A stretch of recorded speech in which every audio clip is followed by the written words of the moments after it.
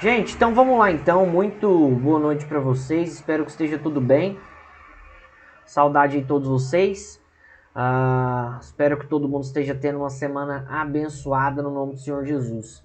Gente, vamos lá. Nós vamos continuar nossa matéria de direitos humanos. E hoje vocês podem estar se perguntando, pô, mas o que o Léo tá vendo e abrindo a Constituição Federal? Lembra que a gente falou no início das nossas aulas que os direitos humanos nada mais nada menos são que os direitos fundamentais previstos em tratados internacionais? Então justamente nós vamos ver a base no Brasil de direitos humanos que nós temos. O Brasil utiliza esses direitos fundamentais para justamente pactuar e justamente formar os tratados de direitos humanos que ele ratificou e que ele tem aderência. E é justamente sobre esses direitos fundamentais que a gente vai falar hoje. Vocês podem pensar, nossa, mas isso é matéria de direito constitucional. É matéria de direito constitucional, mas também é matéria de direitos humanos, não deixa de ser matéria de direitos humanos, porque justamente são esses direitos que dão a base para o Brasil formar e pactuar os seus tratados internacionais de direitos humanos. Beleza? Então vamos lá, nós vamos começar hoje de baixo para cima, nós vamos começar de trás para frente. Mas não é que nem o disco da Xuxa que ouve ao contrário não, tá? Nós vamos começar de trás para frente porque a gente vai falar sobre os tratados internacionais que o Brasil faz e os tratados internacionais que o Brasil pactua. Vamos lá.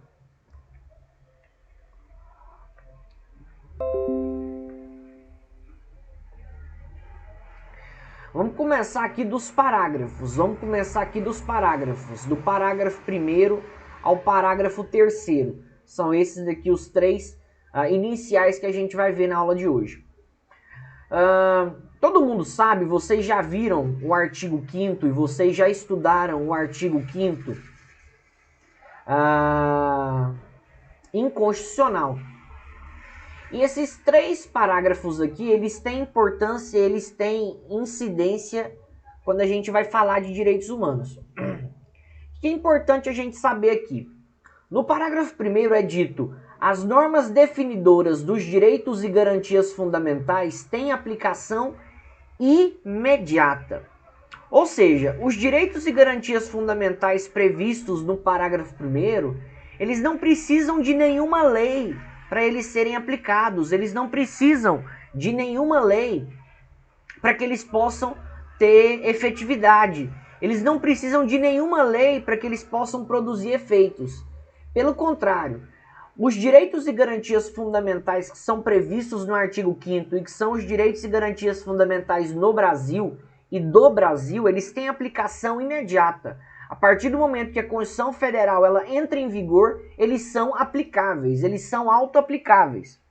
Por isso são consideradas normas constitucionais de eficácia plena, porque a partir do momento que a Constituição Federal ela entra em vigor, esses direitos e garantias fundamentais eles já têm incidência e aplicação imediata. O parágrafo 2º diz assim: os direitos e garantias expressos nesta Constituição não excluem outros decorrentes do regime e dos princípios por ela adotados, ou dos tratados internacionais que a República Federativa do Brasil faz parte. Olha aqui, é importante deixar claro que os direitos e garantias fundamentais previstos aqui no artigo 5º, eles não impedem, tá, o reconhecimento de outros direitos humanos. O parágrafo 2º está querendo dizer o seguinte: olha, os direitos e garantias fundamentais previstos no artigo 5º, eles não excluem outros direitos humanos e nem outros direitos advindos de regime e de princípios que a Constituição adote. Lembra que a gente estudou nos direitos humanos, que a gente estudou que os direitos humanos eles têm como característica a interdependência, a não exclusividade, ou seja, os direitos humanos eles não impedem que outros sejam reconhecidos. Os direitos humanos eles não dão para aquele grupo de normas a chamada exclusividade. Não é porque o Brasil tem um artigo 5º recheado de incisos e recheado de normas e garantias fundamentais que ele vai impedir que os tratados internacionais que o Brasil firmou, que os tratados internacionais de direitos humanos que o Brasil pactuou, sejam aplicados. Por exemplo, vou dar um exemplo comum aqui. Não é porque o Brasil ele tem o rol de direitos fundamentais a nível nacional que está previsto no artigo 5º que o Brasil vai impedir que os direitos humanos do Pacto de São José da Costa Rica deixem de ser aplicados. Pelo contrário, os direitos humanos eles são cumulativos. Então, os direitos humanos que são firmados a nível internacional, os direitos humanos que são firmados num nível com outros países, não impedem, ou pelo contrário, não atrapalham que os direitos fundamentais a nível interno, a nível nacional, sejam aplicados. Desde já, lembrando, e eu queria ressaltar isso, os direitos e garantias fundamentais são os direitos previstos a nível interno, são os direitos previstos a nível nacional, ou seja, são os previstos aqui dentro do Brasil. Já os direitos humanos são esses mesmos direitos, só que a nível internacional. São esses mesmos direitos, só que em tratados internacionais. E o que está querendo falar é o seguinte, justamente, olha, por mais que o Brasil tenha muitos direitos e garantias fundamentais, isso não vai excluir, isso não vai atrapalhar os direitos humanos advindos dos tratados internacionais que o Brasil tenha firmado ou tenha aderido. Beleza? Bacana. E agora nós vamos falar do parágrafo 3º, que é, digamos assim, nós vamos dissecar ele, né? Nós vamos esmiuçar esse parágrafo 3º e vamos ramificar ele para que vocês percebam algo que é muito importante dentro da hierarquia de normas. Em constitucional, vocês lembram de ter estudado a pirâmide normativa do Kelsen? A pirâmide normativa do Hans Kelsen? Vocês lembram?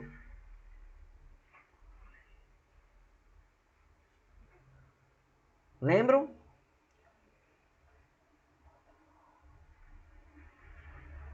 Ótimo. Todo mundo lembra que na pirâmide normativa do Kelsen, né? O que estava lá em cima? A Constituição Federal estava lá em cima. Depois da Constituição Federal, quer dizer, estava a Constituição Federal junto com as emendas constitucionais lá em cima. Tinha as leis federais, leis ordinárias e leis complementares ali num segundo nível. Nós tínhamos as constituições estaduais, nós tínhamos as leis orgânicas dos municípios. Certo? Então, lá em cima a gente tinha a Constituição Federal, que era a que tinha maior hierarquia. Nós tínhamos as leis federais, que eram as leis ordinárias e as leis complementares. Nós tínhamos as constituições estaduais e nós tínhamos as leis orgânicas. Embaixo de tudo nós tínhamos os demais atos normativos. Beleza. Mas lá em cima, o que ficava expresso, né? E o que ficava evidenciado lá em cima? Que na pirâmide normativa do Kelsen, a Constituição Federal, ela tinha primazia, ela tinha prevalência. Ou seja, na pirâmide normativa do Kelsen, a Constituição Federal e as emendas constitucionais, ela tinham posição hierárquica superior às outras. Isso fazia, né, configurava a chamada supremacia constitucional, né? A Constituição Federal estava lá em cima e as demais normas que quisessem ser válidas ou quisessem ter a sua validade atestada precisavam ser compatíveis com a Constituição Federal. Beleza. Só que aí surgiu uma dúvida. Isso é a nível interno, isso é a nível nacional. E os tratados internacionais que vierem de fora? Qual posição que eles vão ocupar na pirâmide normativa do Kelsen? No caso, na pirâmide normativa aqui do Brasil. Então a pergunta era o seguinte, gente. A nível nacional e a nível interno, a gente sabe quem compõe a pirâmide normativa. Mas a nível internacional, os tratados internacionais que o Brasil fizer, os tratados internacionais que o Brasil aderir, em qual posição que eles vão chegar aqui no Brasil? Em qual posição que eles vão estar na hierarquia das normas aqui no Brasil? E aí existem três possibilidades, existem três situações. E é justamente essas três situações que eu queria falar com vocês. A primeira situação é o seguinte: se existir um tratado internacional comum,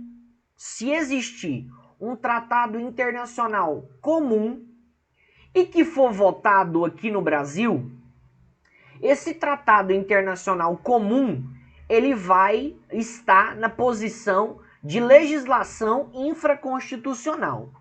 Ele vai estar na posição de lei ordinária e lei complementar. Beleza? Então é o seguinte, se existir um tratado internacional comum, sobre temas diversos, se ele for aceito aqui no Brasil, ele vai ser votado no Congresso Nacional e ele vai ser recebido como se fosse legislação infraconstitucional. Ele vai estar aqui no Brasil na posição de lei ordinária ou lei complementar. Beleza? Essa é a primeira posição que os tratados internacionais podem ocupar aqui no Brasil. Beleza. Agora, e se os tratados internacionais forem de direitos humanos? E se os tratados internacionais forem de direitos humanos? Qual que vai ser a posição que eles vão ocupar no nosso ordenamento jurídico? E para isso nós temos duas situações. Eu vou falar a primeira, que está expressa aqui no parágrafo 3º, depois eu volto com a outra. Olha o que diz aqui no parágrafo 3º. Diz assim, ó: os tratados e convenções internacionais sobre direitos humanos que forem aprovadas em cada casa do Congresso Nacional, em 2 turnos, por 3/5 dos votos dos respectivos membros, serão equivalentes às emendas constitucionais. Então percebam o seguinte, o que o parágrafo 3º está falando? Olha, se tiver um tratado ou convenção internacional sobre direitos humanos, e eu queria que vocês grifassem isso, e vocês ressalvassem isso, de direitos humanos, se esse tratado internacional de direitos humanos ele for aprovado da seguinte forma: se ele for aprovado em cada casa do Congresso Nacional em 2 turnos, por 3/5 dos votos dos respectivos membros, esses tratados vão ser equivalentes às emendas constitucionais. Então, o que está falando o artigo? Está falando o seguinte: olha, os tratados internacionais de direitos humanos, se eles forem votados no mesmo rito das emendas constitucionais, eles vão ser equivalentes e equiparados às emendas constitucionais.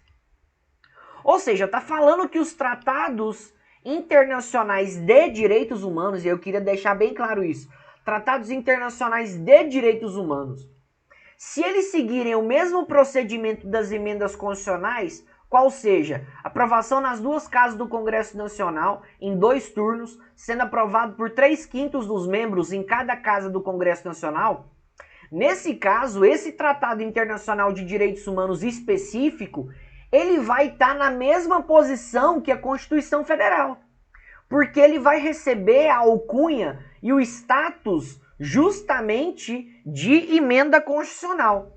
Ele vai ter o status de emenda constitucional, beleza? Desde que seja Tratado Internacional de Direitos Humanos. Detalhe, tem aqui no Brasil hoje algum Tratado Internacional de Direitos Humanos que tem status constitucional, que tem status de emenda constitucional? Tem.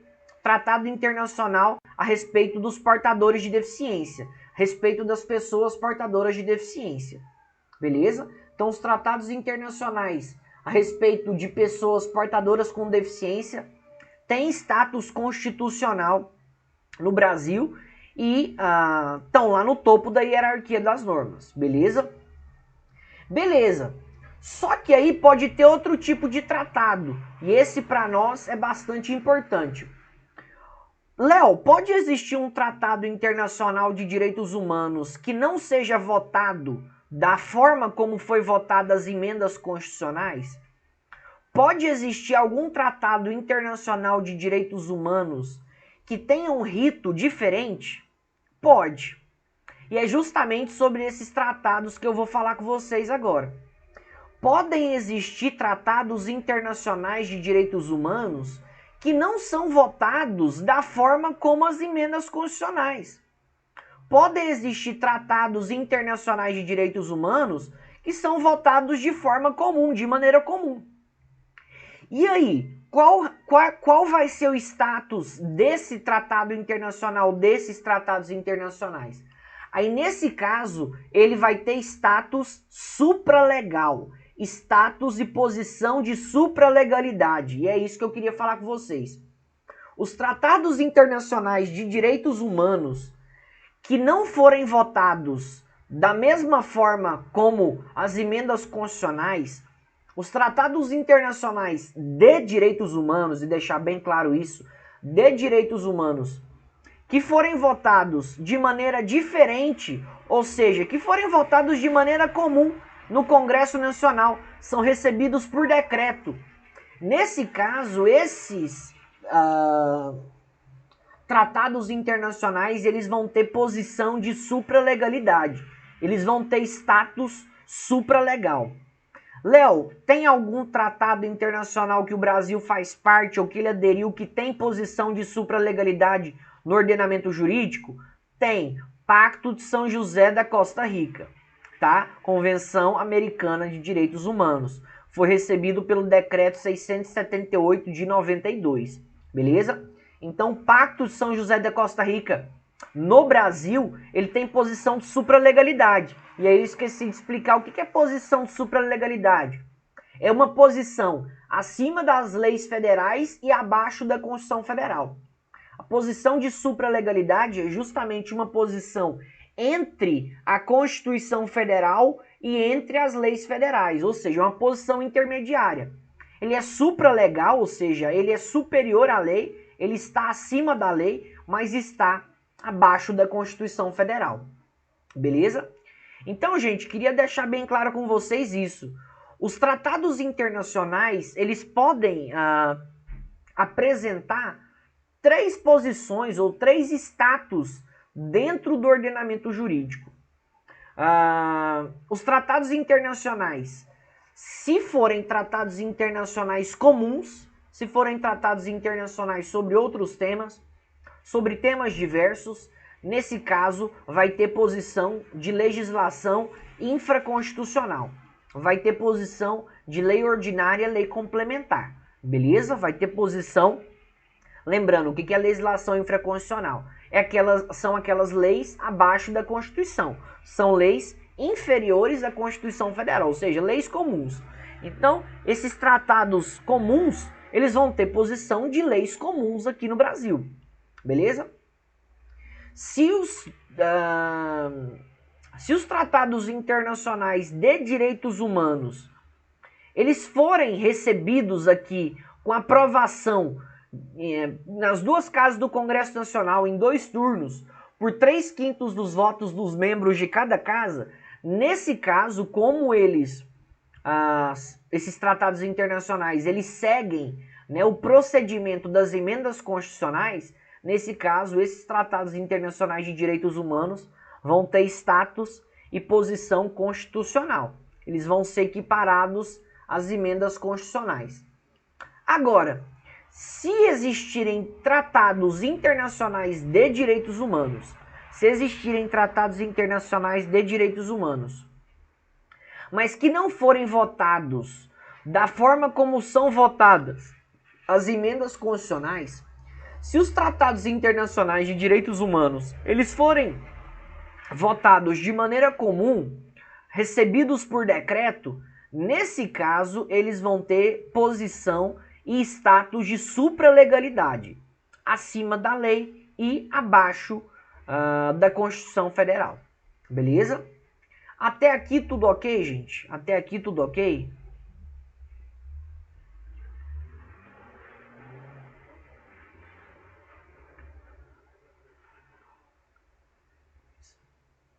Tá tranquilo?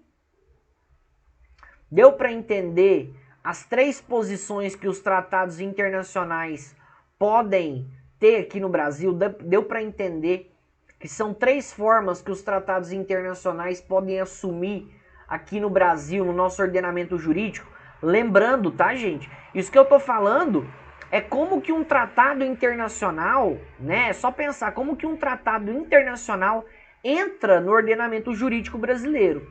E eles podem ter essa tríplice posição, eles podem ter esse tríplice status, beleza? Vamos lá, vamos falar agora sobre os direitos e garantias fundamentais.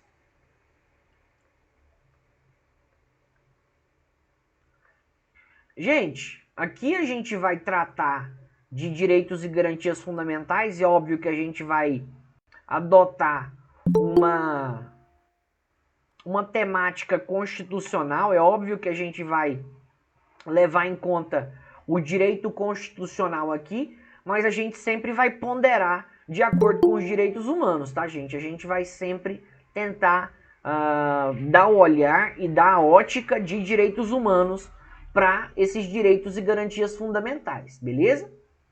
Então vamos lá. O que o artigo 5º diz?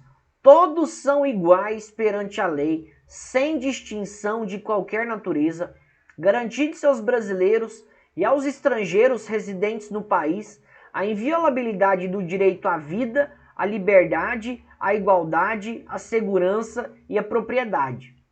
Percebam o seguinte, percebam que a nossa Constituição Federal, que foi elaborada em 88, ela foi influenciada por vários ideais. Ela foi influenciada pela Constituição norte-americana, ela foi influenciada pela Constituição francesa, ela foi influenciada justamente pela evolução dos direitos humanos. Lembra que a gente falou que existem gerações de direitos humanos e a gente falou que a primeira geração dos direitos humanos trazem os direitos à vida. Lembra que a gente falou que a primeira geração de direitos humanos é considerado os direitos de liberdade. Então, direito à vida, direitos políticos. Então, percebam, direito à vida e direito à liberdade, ou seja, são direitos humanos de primeira geração, tá? Então, quando se fala que todos são iguais perante a lei, garantindo-se o quê? O direito à vida e o direito à liberdade, aqui nós estamos vendo o quê? Nós estamos vendo direitos de primeira geração, direitos humanos de primeira geração, que a Constituição Federal quer deixar bem claro e ela quer deixar expresso. Outro direito que nós temos, direito à igualdade. Lembra que a gente falou que são os direitos de segunda geração, direitos humanos de segunda geração, certo? Ou seja, a nossa Constituição, ela foi formada e ela foi inspirada por direitos humanos. E é justamente dessa forma que ela trata os seus direitos. Então, direito à igualdade, ou seja, direito de segunda geração. Importante a gente fazer uma ressalva aqui em relação ao direito à vida. O que é o direito à vida, gente? O que significa o direito à vida? Direito à vida significa duas coisas.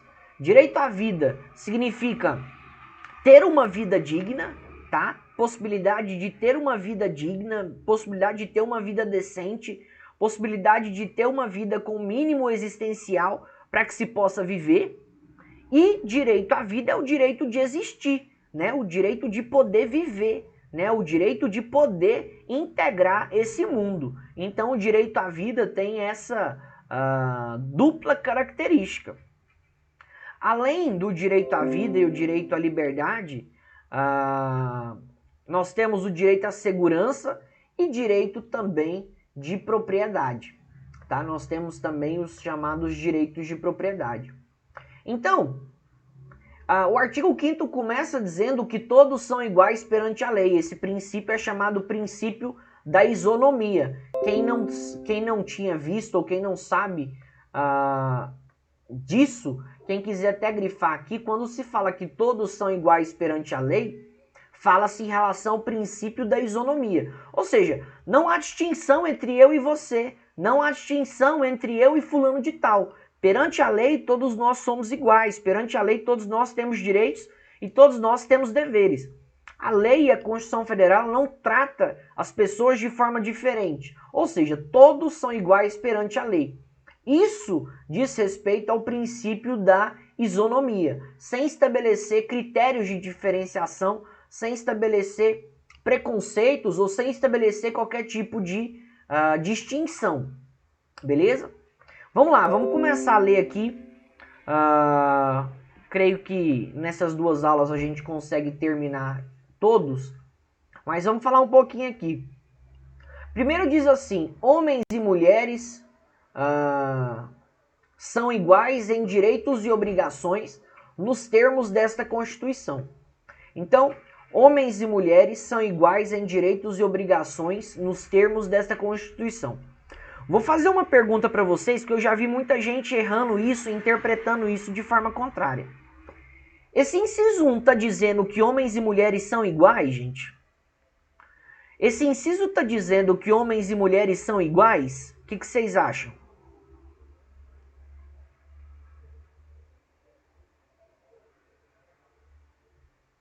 Estou perguntando para vocês, tá? Esse inciso 1 da Constituição, vocês acham que ele quer dizer que homens e mulheres são iguais? A Ingrid falou que não. Mais alguém?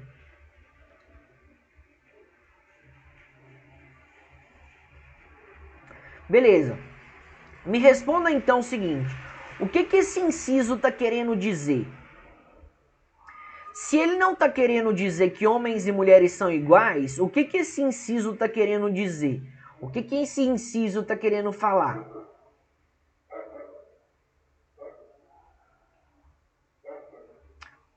Ele está querendo falar o seguinte, gente.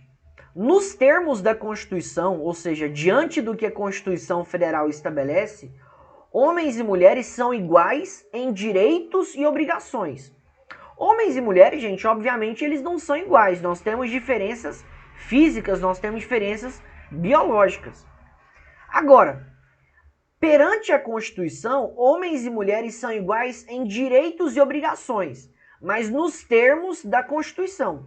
Porque, por exemplo, existem situações que homens vão ser diferentes das mulheres. Por exemplo, alistamento eleitoral. Mulheres têm que realizar alistamento eleitoral, gente? Mulheres têm que servir ao exército? Quando vocês fazem 18 anos de idade, vocês têm que ir lá se inscrever no exército, se inscrever lá na base aérea e tudo mais? Vocês têm que se inscrever para o serviço militar obrigatório? Não, nesse caso não. Ou seja, não há que se falar em direito igual, não há que se falar em obrigação igual para o homem e para a mulher no que tange ao serviço militar obrigatório. Porque isso vale só para os homens. A Constituição Federal, ela não diz que isso é para...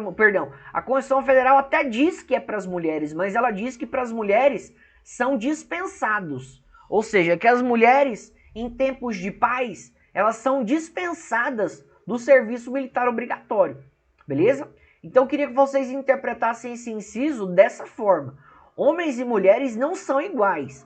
Eles são iguais em direitos e obrigações de acordo com a Constituição. E existem situações, como eu disse agora, de serviço militar obrigatório, que a Constituição estabelece diferença entre eles. Beleza? Vamos lá. Inciso 2 aqui. Princípio da legalidade aqui, tá? Sempre quando for tendo algum princípio eu vou falando aqui. O que diz o inciso 2? Ninguém será obrigado a fazer ou deixar de fazer alguma coisa senão em virtude de lei. Nós temos aqui o princípio da legalidade. O que é o princípio da legalidade? O princípio da legalidade privada, ou seja, o princípio da legalidade em relação a nós, diz o seguinte: eu posso fazer tudo que a lei não proibir. e eu só sou obrigado a fazer algo se a lei estabelecer. Algo que eu queria até tratar com vocês aqui para ficar claro, até um tema que envolve a nossa realidade agora. Vocês conseguem pensar em alguma situação que está ocorrendo agora no país, já vem de algum tempo, né? Mas que tem sido discutida agora, em que esse inciso resolve, que diz para mim e para você o seguinte: olha, ninguém é obrigado a fazer nada, senão em virtude da lei. Vocês conseguem pensar em alguma situação, e eu vou até dar a dica aqui: coronavírus, uso de máscara, a Ingrid colocou aqui, e eu iria até mais na discussão do que? Questão das vacinas, tá? Viu, Ingrid? Uso de máscara certo e em relação ao uso, principalmente em relação à vacinação. Gente, por que que ninguém vai ser obrigado a ser vacinado? Por que que ninguém vai ser obrigado a ser vacinado? Porque não tem nenhuma lei, pô. Porque não tem nenhuma lei falando que eu preciso ser vacinado, que eu sou obrigado a ser vacinado. Agora, para que as pessoas sejam obrigadas a tomar vacina, nesse caso tem que vir uma lei. Nesse caso tem que vir uma lei. A Ingrid colocou aí o uso de máscaras. O uso de máscaras foi tratado em portaria, tá? O uso de máscara foi tratado em portaria. Não chegaram a fazer uma lei, chegaram a fazer um ato administrativo. Então, algumas portarias foram criadas para que seja obrigatório o uso de máscara. Mas mesmo assim, por exemplo, até em relação ao uso de máscara, se uma pessoa quiser empinar carroça e se ela quiser entrar num estabelecimento comercial e falar assim: não vou usar máscara porque não quero usar máscara, porque não sou obrigada a usar máscara. Nesse caso, ela vai poder ser punida, ela vai poder ter algum tipo de sanção, vai poder ter algum tipo de pena? Não. Justamente porque não tem nenhuma lei que obrigue. Então, em tempos de pandemia, esse inciso esclarece pra gente e demonstra pra gente que se não houver lei, não pode as pessoas serem coagidas a fazer algo, tá? As pessoas não podem ser coagidas ou obrigadas a fazer algo, beleza?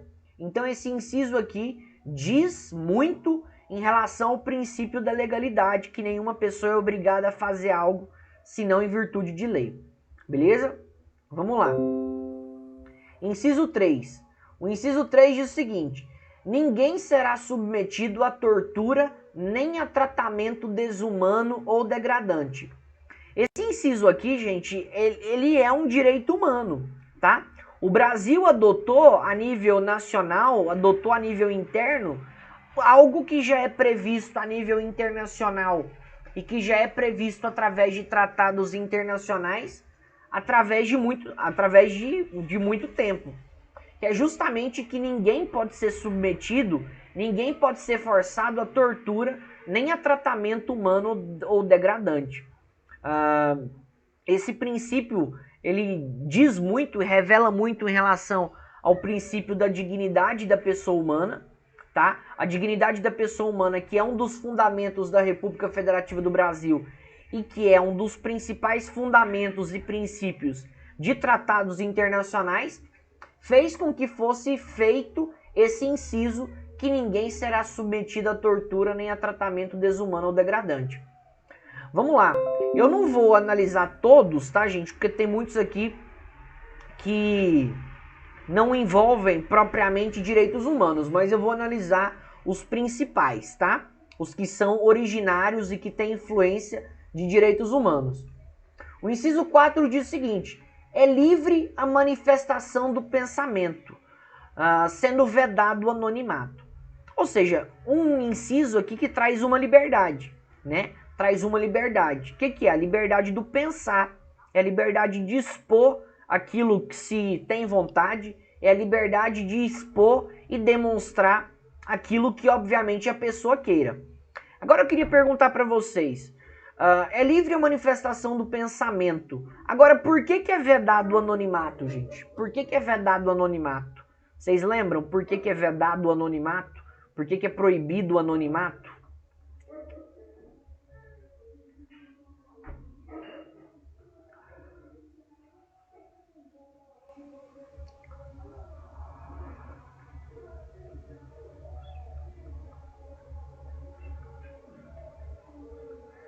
Vocês lembram por que é proibido o anonimato? Pode falar no microfone, gente, para ficar mais fácil. Ou escreve aí, só pra gente dar aquela interagida mesmo, só pra gente fazer um bate-bola aqui. É livre a manifestação do pensamento, ou seja, existe a liberdade de manifestação do pensamento. Mas por que é proibido o anonimato, gente? Por que é proibido a pessoa se esconder ou, por exemplo, a pessoa não mostrar quem ela é?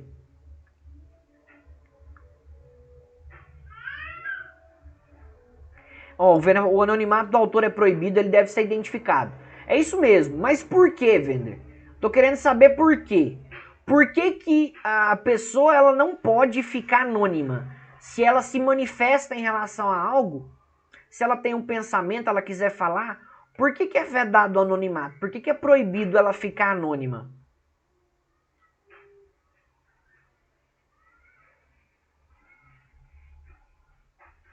É proibido dela ficar anônima, gente, justamente para impedir que essa pessoa ela fique isenta de pena.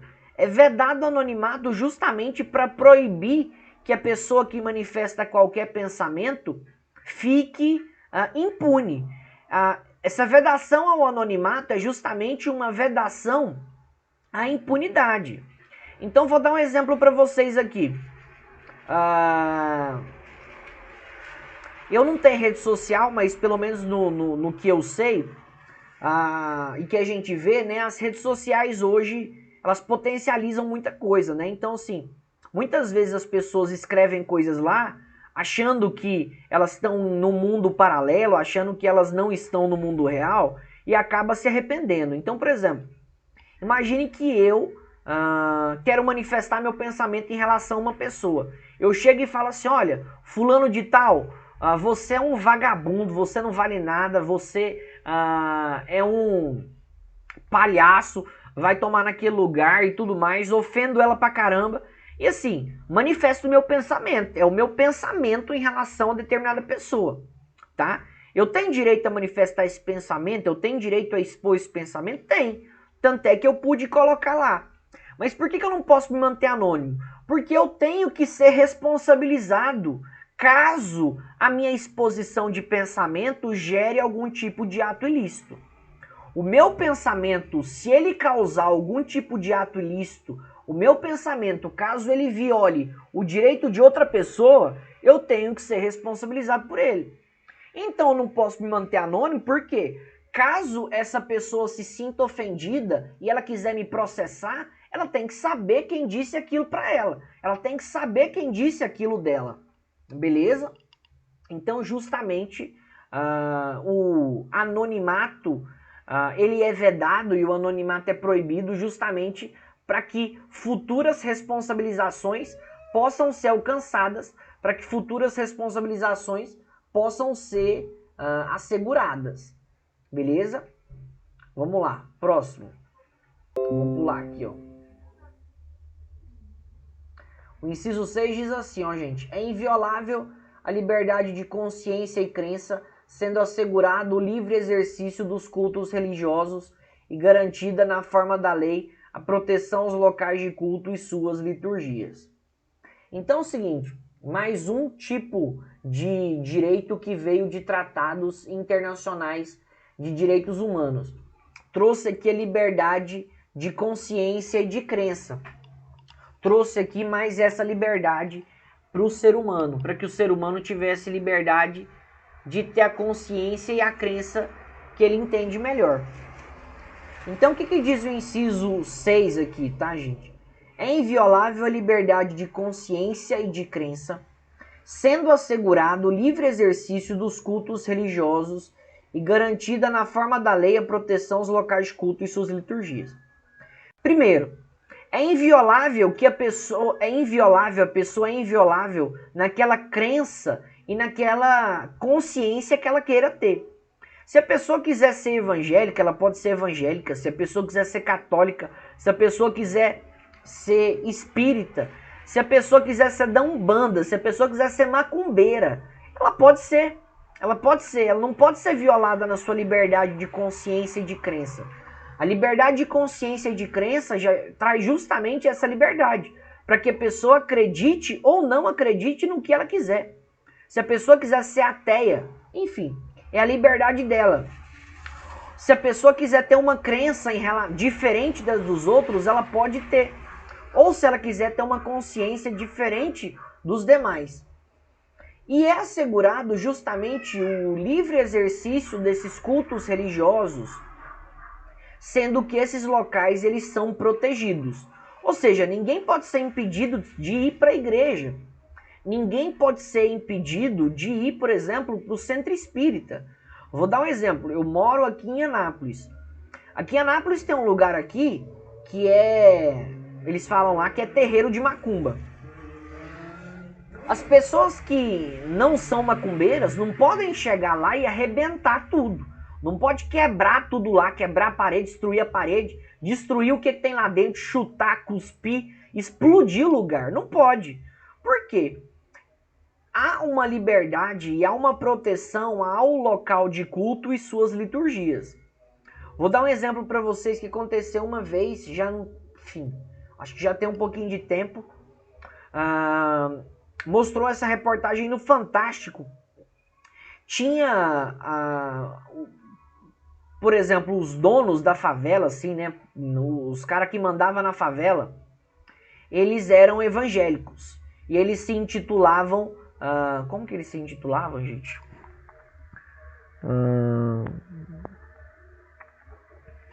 Esqueci agora como que eles se intitulavam. Tipo, alguma coisa assim de Deus, alguma coisa assim de Cristo, assim, sabe? Segurança de Cristo, segurança de Deus, alguma coisa assim. Esqueci como que eles se intitulavam. E aí nessa favela tinha um grupo de pessoas que gostavam de fazer macumba. E elas estavam fazendo lá macumba lá em determinada parte da casa delas. Elas estavam na casa delas, não me lembro se era na casa ou se era em outra casa. Elas estavam lá no culto delas lá de macumba. Que essa galera, que os donos da favela, os chefes da favela fizeram? Destruíram o lugar todo, destruíram o local inteiro. Porque falavam que aquele lugar, eles eram... gente, esqueci como é que era o nome que eles se intitulavam. Mas era... cara, esqueci, tipo assim... Era alguma coisa de Deus, alguma coisa de Cristo, assim. Eu esqueci a nomenclatura que eles se auto-intitulavam. E nesse caso eles quebraram todo o lugar, eles destruíram todo o lugar, sob o pretexto que na favela não ia acontecer macumba, que na favela não ia acontecer nenhum desses rituais. O que eles fizeram tá certo? Não, o que eles fizeram tá errado.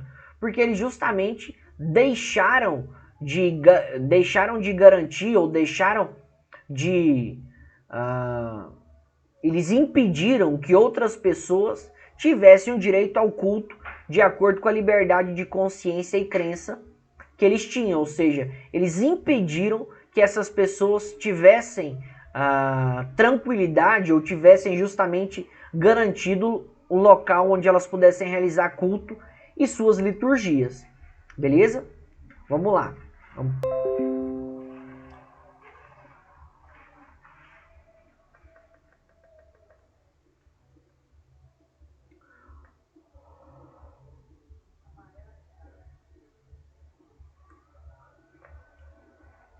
O inciso 7 diz que é assegurado nos termos da lei a prestação de assistência religiosa, né, direitos humanos aqui de segunda geração, ou seja, garantia de poder haver assistência religiosa, tanto a entidades civis ou militares de internação coletiva. Então, por exemplo, ter direito de ter uma assistência religiosa no hospital, ou de ter, por exemplo, assistência religiosa num presídio, por assim dizer.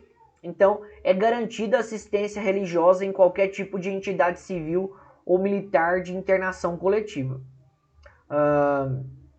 Esse inciso 8 aqui é muito interessante, que ele fala que ninguém será privado de direitos por motivo de crença religiosa ou de convicção filosófica ou política, salvo se as invocar para eximir-se de obrigação legal a todos imposta e recusar-se a cumprir prestação alternativa fixada em lei.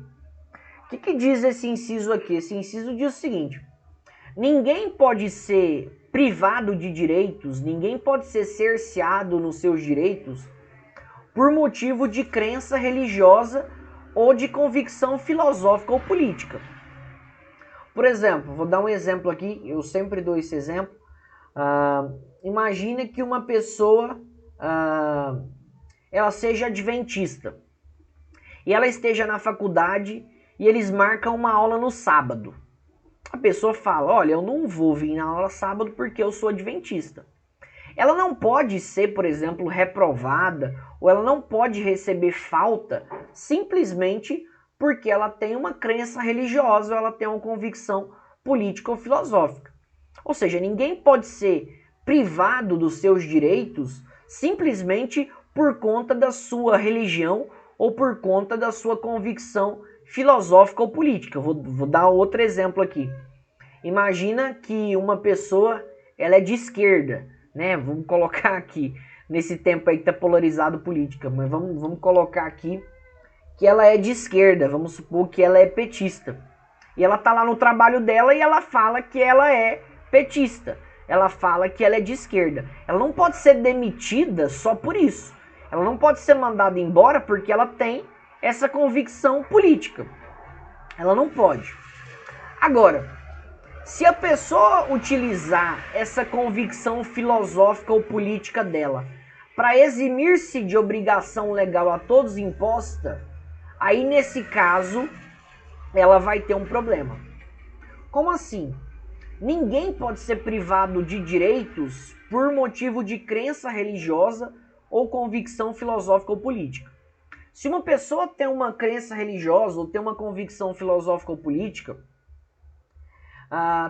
se ela externa isso, se ela de alguma forma coloca qual que é essa obrigação dela, coloca qual que é essa convicção filosófica ou política, ela não pode ser privada de direitos, igual o exemplo que eu dei do cara que é adventista.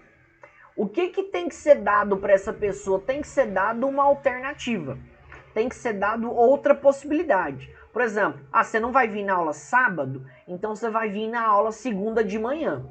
Ou seja, tem que ser dado uma alternativa. Eu sempre gosto de utilizar como exemplo, vocês já assistiram aquele filme chamado Até o Último Homem? Alguém aqui já viu esse filme chamado Até o Último Homem? Com Andrew Garfield?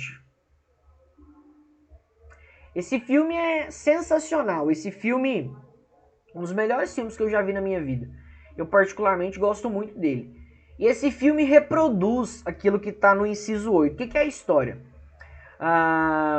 Tinha um rapaz que ele era cristão, se eu não me engano, eu acho que ele era até adventista, alguma coisa nesse sentido. E ele está em tempo de guerra, tá todo mundo se alistando, todos os homens se alistando, e ele decide se alistar também. Só que ele quer se alistar para servir no exército como enfermeiro. Ele quer se alistar no exército para ser enfermeiro, para ajudar as pessoas, né? Para fazer lá curativo, para ajudar os feridos. Ele se alista e nos primeiros dias eles já dão uma arma para ele, dão um rifle para ele.